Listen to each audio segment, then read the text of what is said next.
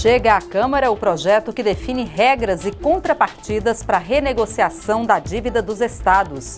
Professores e alunos ficam em lados opostos no debate da comissão que analisa a proposta de escola sem partido. E esta edição destaca também: CPI da Lei Rouanet ouve depoimentos de Bruno e Felipe Vaz Amorim, do Grupo Bellini Cultural, acusados de fraude na captação de recursos públicos. E comissão aprova projeto que isenta idosos de pagar imposto na compra de remédios.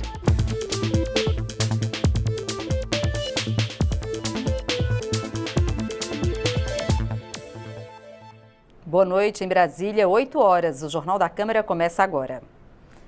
O projeto que define regras para a renegociação da dívida dos estados chegou à Câmara nesta quinta-feira. Entre as contrapartidas que deverão ser oferecidas pelos estados estão a venda de empresas públicas e a aprovação de um teto de gastos.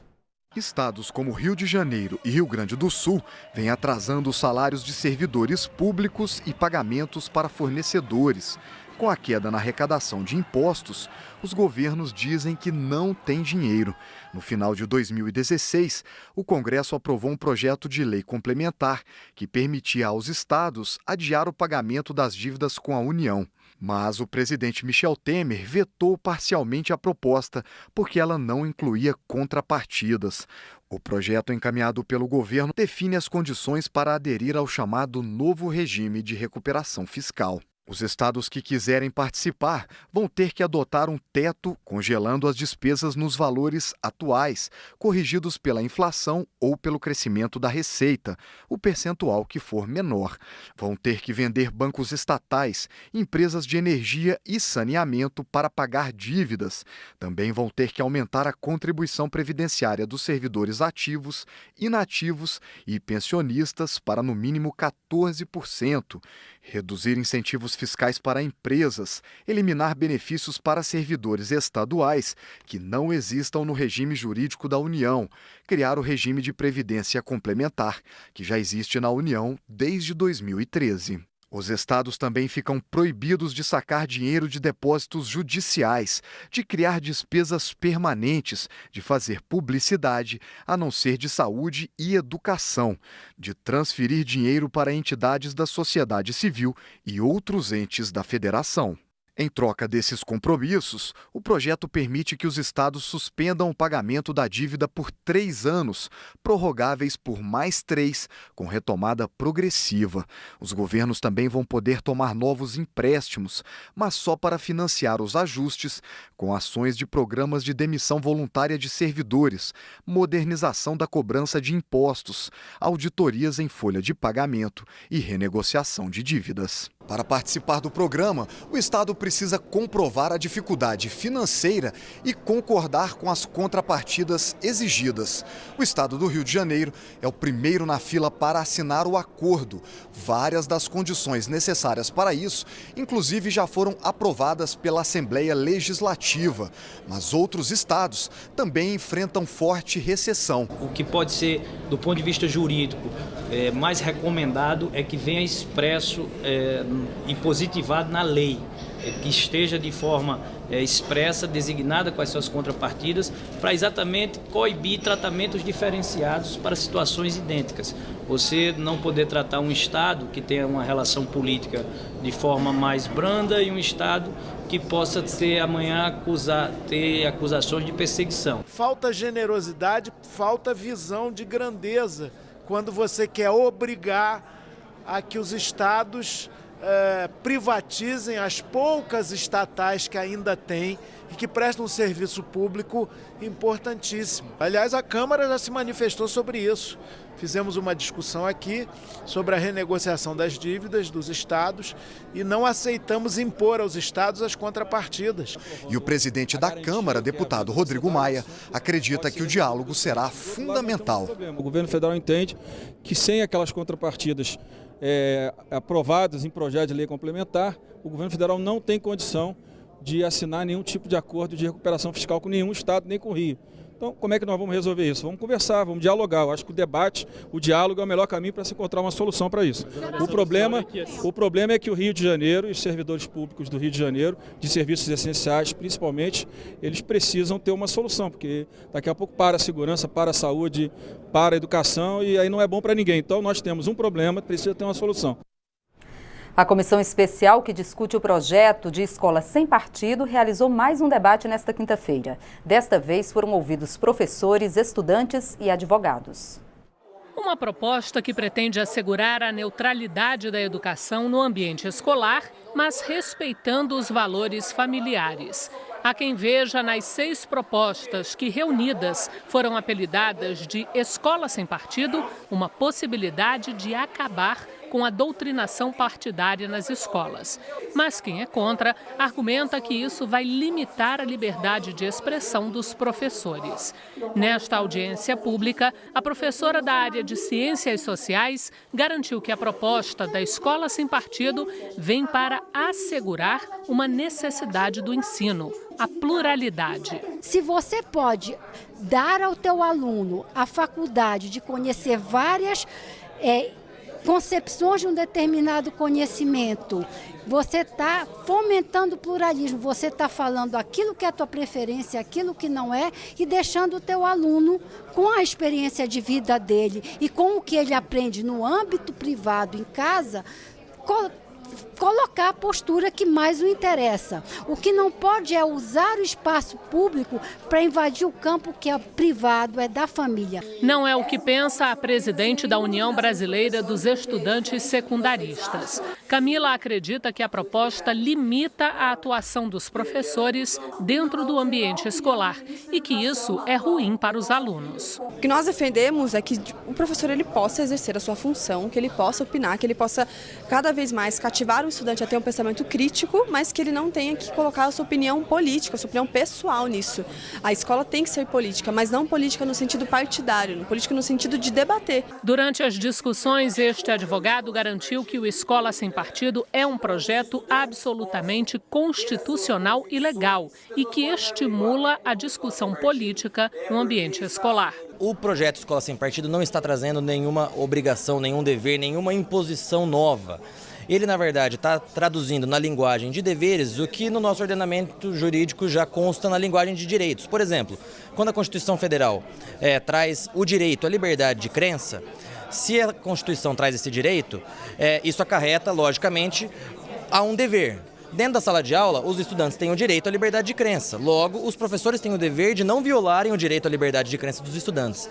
Então, não estamos trazendo nenhuma regra nova, mas apenas trazendo na linguagem de deveres o que já está na linguagem de direitos. Apesar de ser um tema que divide bastante as opiniões, depois de algumas audiências públicas, o relator do Escola Sem Partido admite que começam a ficar claros alguns pontos de consenso sobre a proposta. Esse é um consenso que existe desde uma extrema esquerda a uma extrema direita.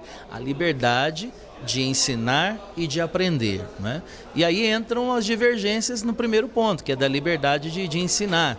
Não é? Que tem a liberdade de cátedra, a liberdade de expressão. Então, eu vejo que a gente está bem ainda nesse início parado nessa discussão, né? Do que é a liberdade de expressão, o limite da liberdade de expressão até a liberdade de cátedra, né? E a partir dali, então, o que o professor teria como dever de passar para o aluno, deixando de lado a sua liberdade de expressão.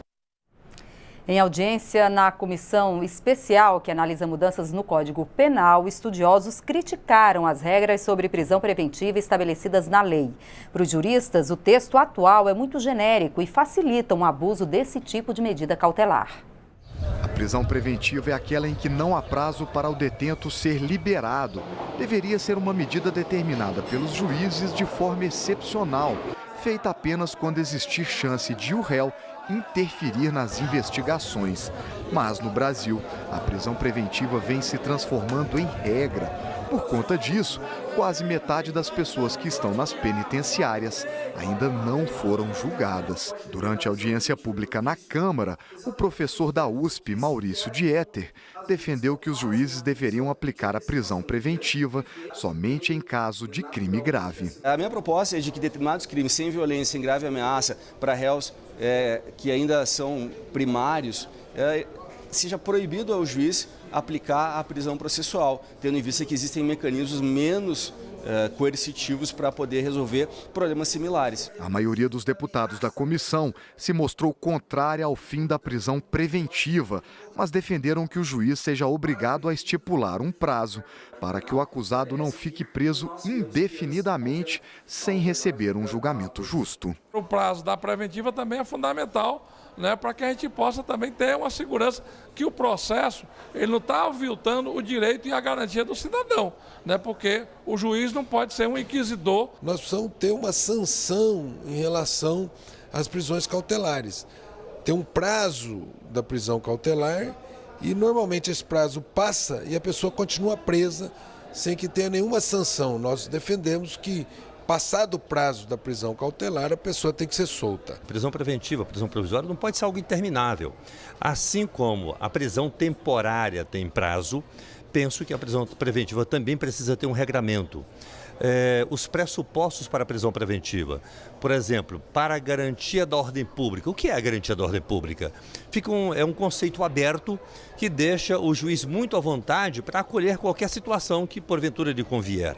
Eu penso que essas questões precisam ficar bem claras para dar segurança não só ao aplicador da lei, como também a quem está sendo processado. A comissão ainda vai realizar várias audiências públicas no primeiro semestre deste ano. O objetivo é promover alterações no Código de Processo Penal.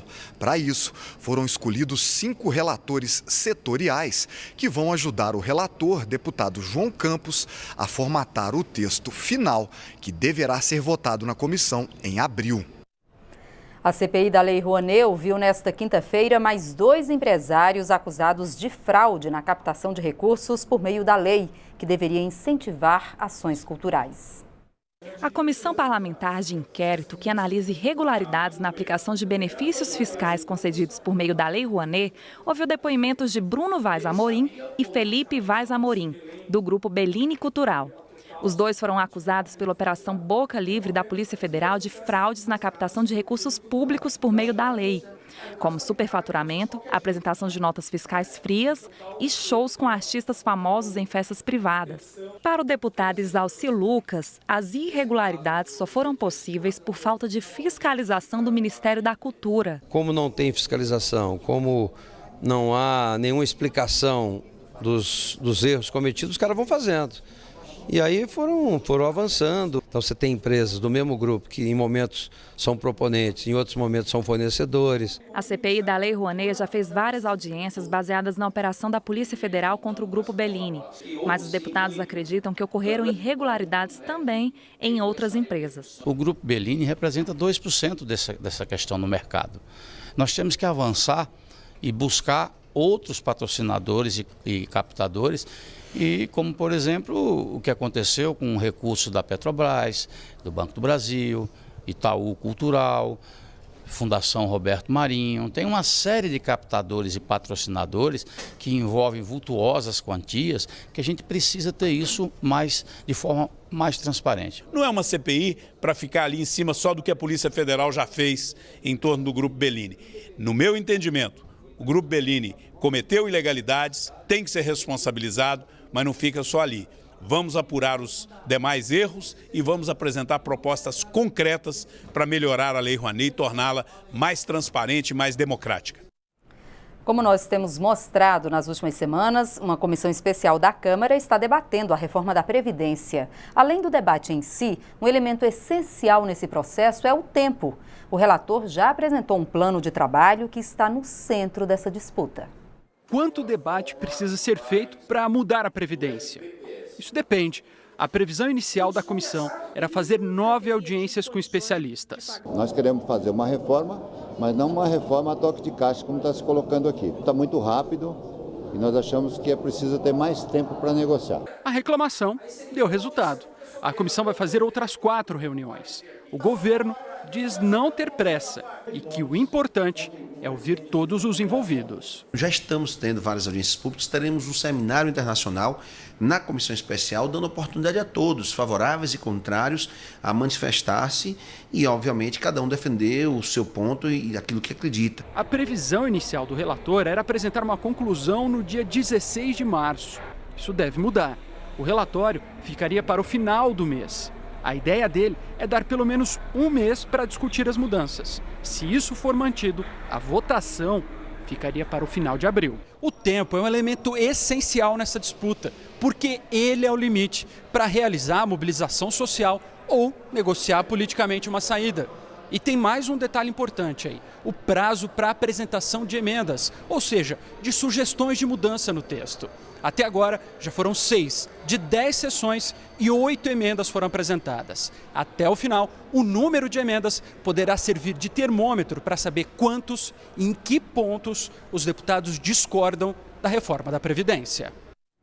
Um projeto em análise na Câmara propõe que estudantes universitários cumpram carga horária de 2 horas semanais em salas de aula do ensino básico em atividades voltadas à divulgação e promoção do conhecimento científico. O objetivo é despertar nos mais jovens o interesse pela ciência.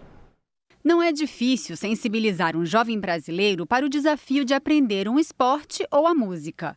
Mas e na ciência? As grandes conquistas dos cientistas brasileiros não têm a mesma visibilidade. Um projeto de lei em discussão aqui na Câmara traz uma ideia para entusiasmar os mais jovens a se aprofundar no conhecimento científico.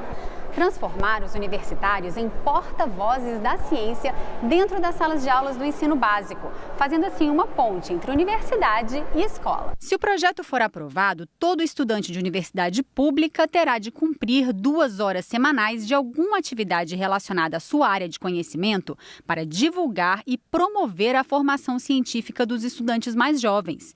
Este especialista em educação aplaude a iniciativa e sugere que as horas em sala de aula contem como créditos para os estudantes universitários. E na medida em que esse estudante ele participar de um projeto social, seja de um projeto de alfabetização, um projeto na área da saúde, de educação, certamente também ele vai aguçar a sua sensibilidade em relação aos desafios e às demandas e aos problemas mais críticos que nós estamos vivendo hoje. Relator do projeto na Comissão de Educação, o deputado Sérgio Vidigal gostou tanto da ideia que decidiu ampliar o alcance do projeto. Nós propusemos que todos os alunos, mesmo que estejam em escolas privadas, nível superior, mas que sejam beneficiados de programas do governo federal, também tenham a mesma responsabilidade e o mesmo compromisso também de também levar uma participação sua de 2 horas nas escolas de educação básica com seus conhecimentos. João Vitor da Silva, bolsista do ProUni, que está terminando o curso de jornalismo,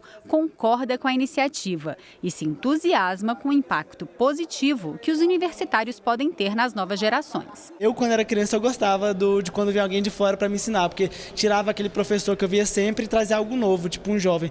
Era mais uma espécie de conversa, então às vezes pode até levar um conhecimento novo para os alunos, né? Ensinar o que ele está aprendendo na faculdade, talvez desperta o interesse de alguém, né? Eu não vejo como um pagamento, eu acho que é algo bom mesmo, né? Porque a pessoa não está tendo que tirar do próprio bolso, ela está acrescentando o currículo dela. Sim, é uma coisa obrigatória, só que acho que não vai ser um trabalho, não vai ser algo como pagar, vai ser só uma retribuição. A Câmara aprovou um projeto de lei que obriga empresas de transporte coletivo a divulgarem o telefone de atendimento ao público na parte de trás dos ônibus. O objetivo é que a população tenha como denunciar irregularidades cometidas pela empresa ou pelo condutor. A proposta agora será analisada pelo Senado antes de virar lei. No Distrito Federal, as empresas de ônibus já são obrigadas a divulgar um telefone para atendimento aos usuários. Nós temos reclamações relativas a toda a ordem de motivos, né? Pode ser através de descumprimento de horário, descumprimento de itinerário, uma má conduta de motorista ou de um cobrador, pode ser também relacionado a um elogio a algum operador que teve alguma ação que mereça o elogio, pode ser uma sugestão do usuário de criação de linha. Então, essa é a nossa rotina de operação do sistema de transporte, que contempla todas as sugestões e reclamações dos nossos usuários. Algumas cidades também já obrigam a divulgação do telefone de contato. A proposta aprovada na Câmara pretende tornar a medida obrigatória no país inteiro. Todo ônibus terá que mostrar o número do telefone para reclamações na parte de trás, de forma visível. A iniciativa é aprovada pelos usuários, já que nem sempre o serviço prestado agrada. As empresas têm que ter um número automático, não é só botar a câmera para assalto dentro de ônibus. Tem que colocar um telefone para que as pessoas respondam, sabe, literalmente. Meu amigo, o cara correu, o cara errou. Mas não é só o motorista, é o serviço em si. No caso, eu sei, né? Assim, a gente sempre precavê, mas tem gente que não conhece. Então, quem não saberia já vai ficar sabendo. A gente desacredita tanto que a gente acaba não ligando. Você acha que não vai funcionar. Então, eu acho que é mais do que só essa obrigatoriedade. É uma questão da gente ter um processo educativo mesmo. O presidente da entidade que representa as empresas de ônibus diz que a alteração do Código de Trânsito é oportuna.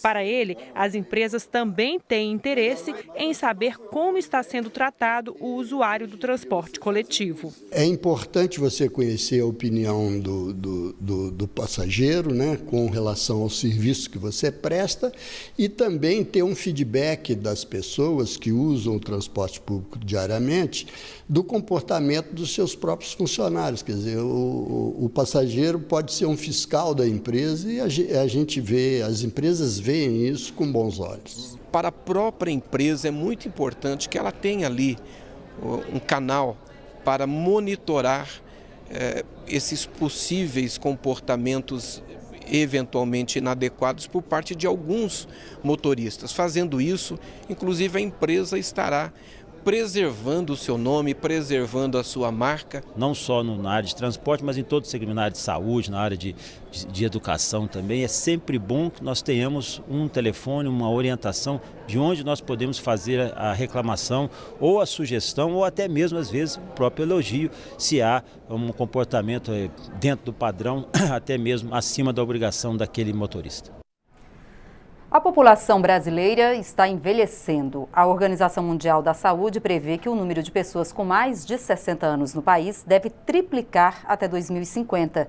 Para facilitar o acesso dessa parcela da população aos medicamentos, a Câmara analisa um projeto de lei que isenta idosos de pagarem impostos na compra de remédios. A proposta foi aprovada na Comissão de Defesa dos Direitos da Pessoa Idosa e agora aguarda análise na Comissão de Finanças e Tributação. O aposentado Abiatar Cabral de Andrade tem 84 anos e já sofreu 3 infartos. Há 20 anos, ele toma diariamente mais de uma dezena de remédios de uso controlado. Alguns deles custam mais de R$200. Uma pessoa como eu, que ganho R$ 1.480 por mês, 1.840, se não fosse meus filhos me ajudar, como era que eu ia viver? Que eu gasto R$800 de remédio, tá aqui os remédios. R$800 de remédio eu gasto. Um projeto de lei em discussão na Câmara quer que idosos atendidos pelo SUS sejam isentos de impostos na compra de medicamentos. O autor do projeto, o deputado Francisco Floriano, ressalta que no Brasil a carga tributária de medicamentos chega a 30% do valor do remédio, quando a média mundial é de 6% de impostos. Nós temos aí quase 80% da população idosa que compra e depende de medicação de 3 a 5 medicamentos. Diariamente a pessoa precisa e depende desse medicamento, já que já avançou na idade e que muitas das vezes é necessária essa medicação. Este geriatra concorda que a iniciativa vai facilitar a vida dos mais velhos, mas destaca a importância da prevenção e dos bons hábitos de saúde ao longo da vida para evitar que o idoso dependa de tantos medicamentos. Hoje no Brasil, a maioria precisa usar medicamentos. Os idosos que têm ao longo da vida acometimento de maior comorbidade ou têm uma maior desvantagem em relação ao cuidado da saúde, habitualmente envelhecem com uma maior necessidade de uso de medicamentos ao fim da vida. Nos Jogos Olímpicos de 2016, torcedores foram proibidos de exibir cartazes de protesto político nas arenas e estádios. Mas um projeto que está em análise na Câmara poderá liberar esse tipo de manifestação durante eventos esportivos.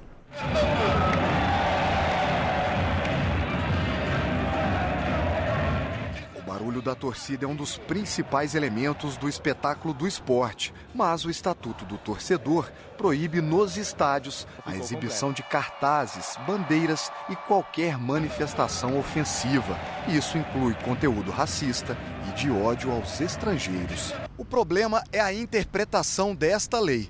Na Olimpíada, a legislação foi utilizada para impedir a manifestação de torcedores que exibiam cartazes contrários ao governo Michel Temer. Já no Campeonato Paulista do ano passado, faixas contendo críticas à Federação de Futebol do Estado também foram confiscadas. Agora, um projeto muda a lei para garantir ao torcedor a liberdade de expressão e manifestação, desde que evitem mensagens de ódio.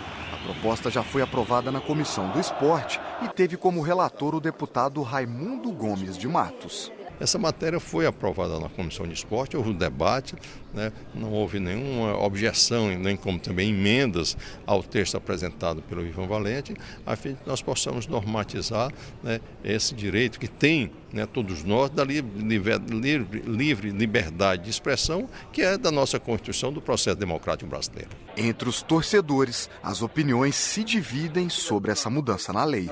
Como a gente vive num momento político ruim, pessoas que não vou censurar elas, mas que não tem nada a ver com o futebol ou com o evento que esteja ocorrendo, ele vai lá e faz a manifestação dele e tal. Isso é válido? É válido. Vai caber às outras pessoas que estão do lado dele concordar ou não. Isso pode gerar um outro tipo de conflito? Pode. Qualquer forma de manifestação é válida, senão se torna uma ditadura, entendeu? Não existe isso de você proibir a pessoa de expor sua opinião. E você proibir a pessoa de entrar com uma faixa ou com um cartaz não vai evitar uma briga no estádio. A proposta agora será analisada pela Comissão de Constituição e Justiça, depois pelo plenário da Câmara. Se aprovada, será encaminhada para o Senado. A Comissão de Defesa dos Direitos da Mulher realiza a partir do próximo dia 6 de março a exposição Mulher, Como Te Vejo. A mostra é de estudantes do curso de Artes Plásticas da UNB, a Universidade de Brasília. Eles traduziram em diferentes expressões artísticas a sua própria visão de feminilidade.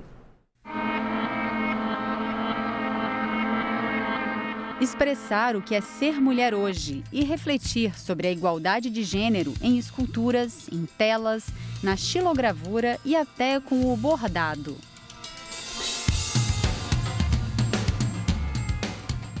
O questionamento do papel da mulher e a busca pela valorização do feminino surgem não apenas nas telas. Para essa exposição, os estudantes trabalharam diferentes linguagens artísticas.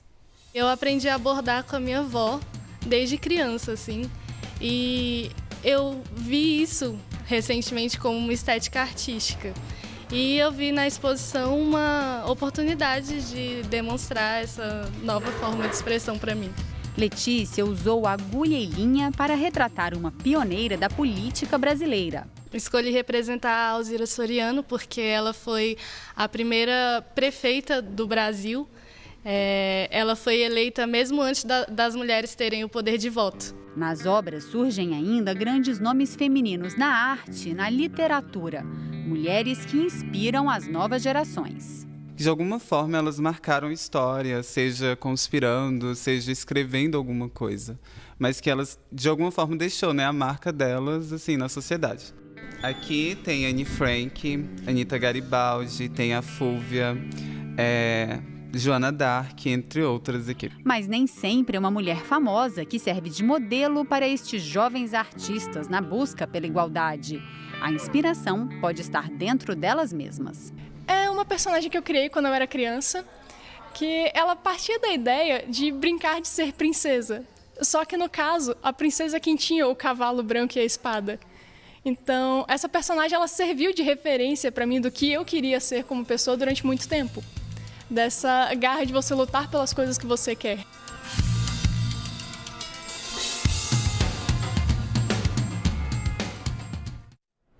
A exposição vai de 6 a 17 de março no espaço Mário Covas, no anexo 2 da Câmara dos Deputados. Além dessa exposição que a gente acabou de mostrar, a Comissão dos Direitos da Mulher também preparou uma cartilha para inspirar a participação feminina, especialmente na política. A presidente da comissão explicou a iniciativa.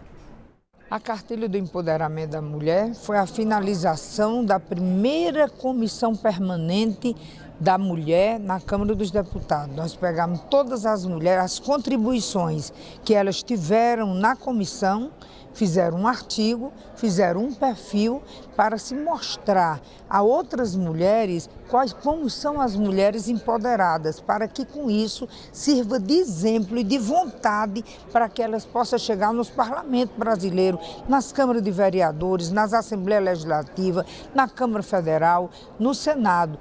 O Jornal da Câmara termina agora. Para outras informações é só acessar o nosso portal na internet. E sexta-feira é dia da Revista da Câmara, com as notícias que foram destaque por aqui durante a semana. É às 8 da noite, não perca. Encerramos esta edição com as imagens dos fotógrafos da casa.